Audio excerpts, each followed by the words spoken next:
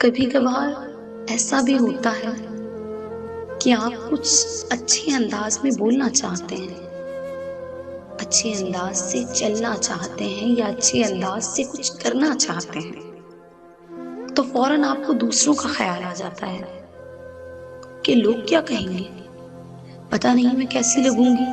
پتہ نہیں لوگ مجھے کیا سمجھیں گے، کہیں میں عجیب نہ لگوں۔ یہ سب نیگیٹو خیالات ہیں، یہ آپ کے دشمن سے بھی زیادہ مخالف خیالات ہوتے ہیں۔ آپ کو ان کو نظر انداز کرنا ہے، ان کو اپنے دماغ میں جگہ نہیں دینی،